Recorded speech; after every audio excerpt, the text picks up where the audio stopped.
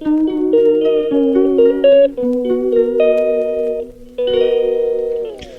Hello வணக்கம் மக்களே, நான் உங்கள் கனகா அஜித்குமார் பேசுகிறேன். இன்றைக்கி எந்த வீடியோ பற்றி பேச போகிறேன்றதை வாங்க வீடியோக்குள்ளே போய் பார்க்கலாம். என் ஹஸ்பண்ட் வந்து பார்த்திங்கன்னா இன்றைக்கி எனக்கு அரிசி பருப்பு சாதம் செஞ்சு தரியா அப்படின்ற மாதிரி கேட்டார். சரி ஓகேவா, நான் செஞ்சு தரேன் அப்படின்ட்டு இந்த மாதிரி நான் செஞ்சுட்டேன். அதுக்கு என்னென்ன தேவையானது, எப்படி போடலாம் அப்படின்றத பார்க்கலாம். ஃபஸ்ட்டு அரிசி 2 கிளாஸ் எடுத்துக்கிறேன். அதுக்கப்புறம் நெக்ஸ்ட் பார்த்திங்கன்னா பருப்பு நான் 1 கிளாஸ் எடுத்துக்கிறேன். இது திட்டமாக நீங்கள் எடுத்துக்கோங்க, உங்களுக்கு தேவையான அளவு எடுத்துக்கோங்க. நெக்ஸ்ட் பார்த்திங்கன்னா தேவையான பொருள் வெங்காயம், தக்காளி, பச்சை மிளகாய், வரமிளகாய், அதுக்கப்புறம் இஞ்சி பூண்டு பேஸ்ட்டு. நெக்ஸ்ட் பார்த்திங்கன்னா அரிசி பருப்பும் ஊற வச்சுட்டேன். அடுப்பில் கடாயை வச்சு நீங்கள் அடுப்பை பற்ற வச்சு எண்ணெய் 2 ஸ்பூன் ஊற்றிக்கோங்க. கூடவே நெய்யும் கொஞ்சம் ஆட் பண்ணிக்கோங்க. இந்த அரிசி பருப்பு சாதத்துக்கு பார்த்திங்கன்னா தேங்காய் எண்ணெயுமே யூஸ் பண்ணுவாங்க, சூப்பராக இருக்கும். அதுக்கப்புறம் எண்ணெய் காஞ்ச உடனே கடுகு, மிளகு, நெக்ஸ்ட் பார்த்திங்கன்னா சீரகம் கொஞ்சம் போட்டுக்கோங்க.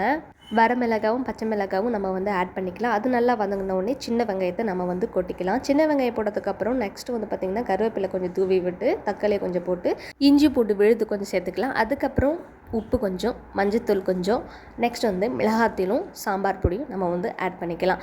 நெக்ஸ்ட் பார்த்திங்கன்னா நல்லா கிண்டி விடுங்க. கிண்டி விட்டதுக்கப்புறம் கொஞ்சமாக பார்த்திங்கன்னா பெருங்காயத்தூள் ஆட் பண்ணிக்கோங்க. நெக்ஸ்ட் பார்த்திங்கன்னா அரிசி பருப்பு வாஷ் பண்ணி வச்சுருக்கோம், அதையும் நம்ம இதில் ஆட் பண்ணிடலாம்.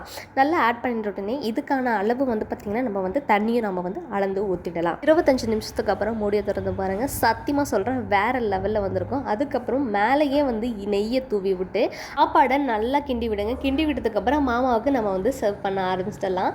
வாங்க நம்ம எப்படி இருக்குது, இதுக்கு என்னென்ன சாப்பிடலாம் அப்படின்னு தான் பார்க்கலாம். இதுக்கு பார்த்திங்கன்னா காரச்சவும் பூண்டு ஊறுகாய் தான் நாங்கள் தொட்டுக்கிட்டோம். என்னோட மாமாவும் சூப்பராக இருக்குன்னு சொன்னார்.